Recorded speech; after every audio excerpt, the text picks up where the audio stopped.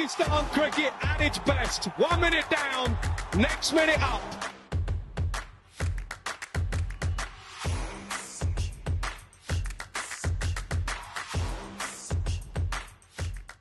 Delighted to be joined today by an esteemed, experienced, veteran, and very well-known Pakistani journalist. He's covered Pakistan cricket for many, many years. He's a familiar face in press boxes around the world, fountain of knowledge, I would say, alongside Mirza Iqbal Beg Saab, gentleman who, as I say, very well esteemed and well respected. He's covered Pakistan cricket, as I say, for many years all over the world. It's been a pleasure sharing press boxes over the years with him. And, his company is always a very enjoyable experience. Like to be joined by the one and only Shahid Hashmi. Shahid Saab, hope you're well. Thank you, Saj, for your kind words. It's an honor for me sharing a platform like this with you. So thank you very much. I am very well. Shahid Saab, is it the end of the road for Babar Azam and Mohammad Rizwan in T20s now? Because obviously, latest squad Joe announcement against Sri Lanka, there's no sign of both of them.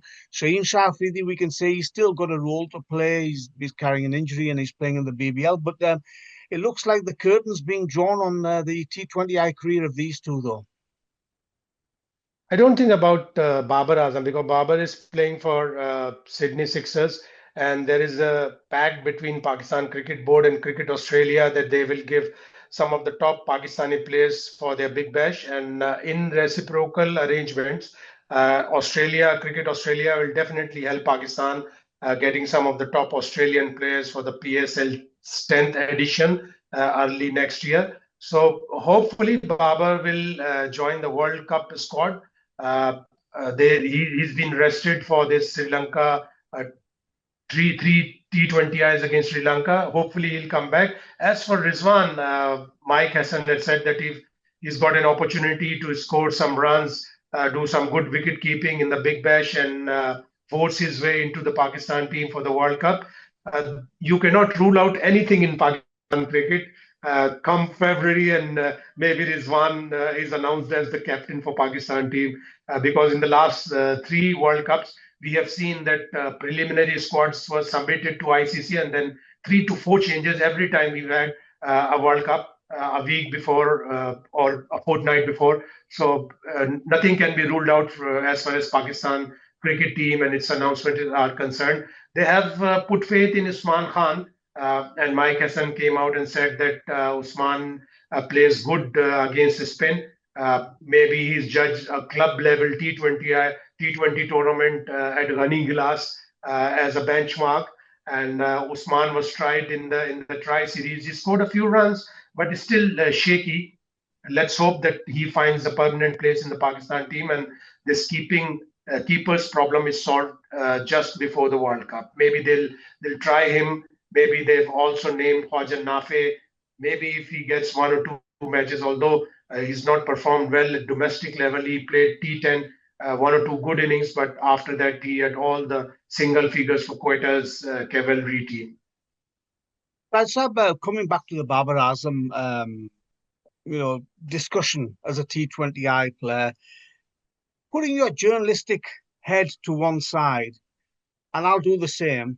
To me, Babar Azam doesn't look the same player. I'm looking at him at the Big Bash League. I'm seeing him struggling. We saw the recent innings that he played where Tom Curran really troubled him a lot. To me, he doesn't look the same player, Shahid Saab. He has some problems, I think, maybe mental problem. That is why he's not getting out by a good ball or by good bowlers, but he's getting out himself. Some loose shots we've seen in the international series, in the 2023 World Cup, and now in the Big Bash also. He was very well and very smartly trapped by Tom Curran in the latest match. He got out for 2 or 3 runs. He's not scoring runs. Maybe Big Bash delayed his signing for 2-3 years because 2022 was the year when he was doing very well. Maybe they tried to target the Pakistani expats, Babar Azam's popularity at the world level because he's very popular. He's blessed with all these popularity, all these fans adoring him whenever he comes to the crease. But I agree with you that he doesn't look like a T20 player. But Sydney Sixers have a very good coach, Greg Shipperd. He's a very good coach at domestic level, maybe number one, number two after Adam Voges of Western Australia. So Greg Shipperd will definitely call him, try to make him understand what is needed of him in the Big Bash. Because if you remember, he played 2 seasons of Vitality Blast for Somerset in 2019 and 2020. After 2 matches, the coach called him and said that we do not want 115 or 120 strike rate. We want 140 plus strike rate. And in both the seasons, he batted with a strike rate of 145 plus. So he needs a good coach. Mike Hassan, when the Asia Cup squad was announced, he said that Babar Azam will have an opportunity to come good, to score some runs, to gain some confidence in the Big Bash. But maybe from the outside noise, maybe some pressure from outside forced Hassan to include him in the series against South Africa in the Tri Series. He scored a few runs, he played a few good innings, but overall, his form, his batting was not satisfactory. Whilst the guys are at the BBL, there's an opportunity for some of the newer players. Khawaja Nafay, as you've mentioned, and Abdul Samad as well. Shahid Saab, tell our viewers a little bit about these two. Abdul Samad is a very good middle order batter, and he did well in the Champions Cup last year. Unfortunately, he fell injured. I think, broke his finger ahead of the Tri Series. Otherwise, we could have seen him bat, could have seen him bowl, and he's a very good fielder also in the Tri Series, which involved Zimbabwe and Sri Lanka a month ago. But he was sidelined with that injury, so he's got three T20Is in Sri Lanka, and then the T20Is against Australia late January. So maybe he can force his way into the middle order, because Pakistan needs someone in the middle order, because Hassan Nawaz, who's actually an opener, who's actually a top order batsman, has been exposed against spin. Since this World Cup is in Sri Lanka, as far as Pakistan team is concerned, he was badly exposed by UAE spinners, by Indian spinners, and by Afghanistan spinners, and he's got a very poor results in the ILT20, already exposed by some of the top spinners of the world. So may not be in the Pakistan squad for the T20 World Cup, although he's a very good player, top of the order, he's very good. So they are trying Abdul Samad in the squad. Maybe Shadab Khan forces his way back, because he's not played since June. He's done well in the Big Bash, also scored some good runs, got 3-4 wickets in one of the matches. So he looks good, and you will definitely need a spinning all-rounder rather than a medium pace all-rounder. So I see a tie between Fahim Ashraf and Shadab Khan for the T20 World Cup. But definitely my vote will be for Shadab, because he's a spinning all-rounder. Let's have just some stuff about what the chairman of the Pakistan Cricket Board has recently announced. First of all, the Multan Sultans ownership fiasco. Obviously, we know what's happened with Ali Tareen, and now he has announced that the Pakistan Cricket Board will oversee the ownership of the Multan Sultans team for the next PSL. How do you see this developing? And when we say PCB will own it, they'll probably put their own people to manage the team, I'm guessing. It's a very sad thing, because if you look into this matter, Multan Sultan has given their blood, their sweat, their money into the PSL. They injected a lot of money. In fact, they were the most expensive franchise in the PSL ever since they signed in 2018 with the PSL. But all that happened largely because of Ali Tareen's mistakes. PSL organizing committee and PSL officials always said that he never speaks all these things when he comes to the meeting, and he used a podcast to express his grievances on the PSL. He wanted PSL to use some innovative things, which was very correct, very valid point. But he should have raised this issue in the meetings. And still, when the PCB served a show cause notice, a suspended termination notice to the PSL, to the Multan Sultans, he apologized. But at the end of that apology, in that video, he tore that suspension notice, which was again a lot of arrogance showed in that video. My point was still that if there was an iota of opportunity for both these parties to have a compromise, it would have been the best thing for PSL, because Multan Sultan has done a very good job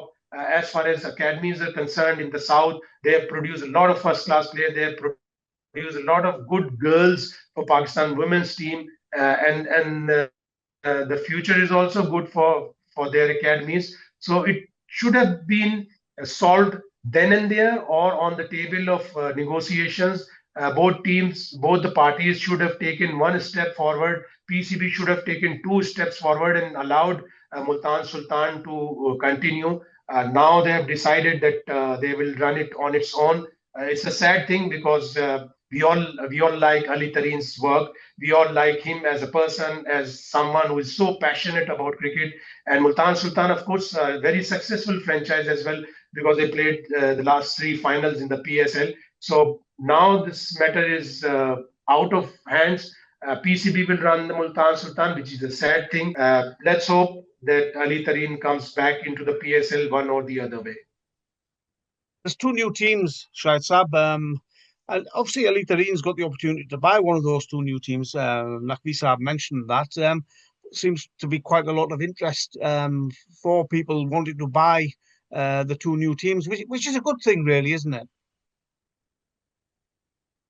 It is, because as I said, that Ali is a very passionate young man. As far as I'm concerned, comparing with myself, he's very young and he's very passionate about cricket. He's done a lot of good work for cricket in the country. So if he's allowed to buy another franchise, very good. He will definitely mold that new team into a successful franchise, into a successful business community, business commodity, and definitely it will be a good opportunity for him to redeem himself in the PSL. And PSL officials should also take one step forward and welcome Ali Tareen back as a new team owner.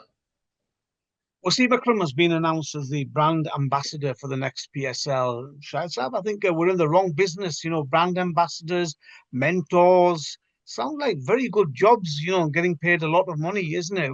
We should be looking at doing this sort of thing. Our job is very different. We always want to be on the other side of the table, and let be it. We are doing our work to promote cricket. We are doing our work to promote budding cricketers, and we have done it over the years. And we are very happy on that. It's not our job to be brand ambassadors and motivators. Yes, I keep in contact with most of the young players and try to advise them do this and do that, so that they come into Pakistan's international team and make a name for themselves. It's a good thing, because Wasim is also very passionate about Pakistan cricket. He's always a very good role model. He will come to the fore and help some of the budding fast bowlers in the PSL. And as a role model, they will definitely get some inspiration from Wasim Akram. When they appoint some mentors, like last year they appointed 5 mentors, they should keep a check on them as well, that how they are benefiting the youngsters, how they are benefiting Pakistan cricket as well. Because announcing mentors and giving them money is not the job done. They should keep an eye on them and analyze their performances as well, just as they do of all the other coaches who are working domestically. That's speaking of coaches, another vacancy within the Pakistan Cricket Board. The Pakistan men's red ball coach. Obviously, we know that Azhar Mahmood was sort of given the job up to a certain point, and then his contract has ended. It's a roller coaster, isn't it? One minute the job is filled, then somebody else comes in, and then they go. It's like a never-ending cycle. Who do you see coming into the role in future? But there are a few options. I think if Mike Essen is willing to take the red ball coaching as well, he could be a very good option. Misbahul Haq is one option, because he's done that before. Mohammad Hafiz is one option, because when he was appointed team director, because maybe he's not done the level 4 coaching, which is the prerequisite for being Pakistan's head coach.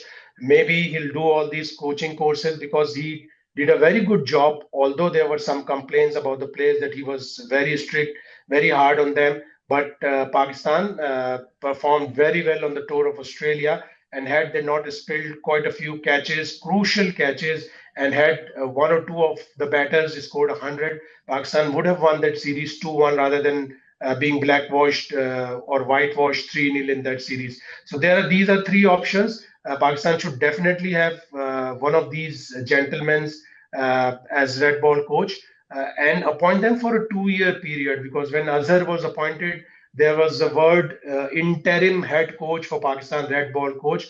So at that time I said that PCB should not use interim word, because all these coaches are always interim when they are appointed for Pakistan. Yeah, you're absolutely right, Shahid Saab. You just, I mean, 2-year contracts, 1-year contracts, it's meaningless really in Pakistan cricket. And finally, I was just going to mention about the ongoing sort of, how can I describe it? India, Pakistan, no handshakes, the ACC trophy.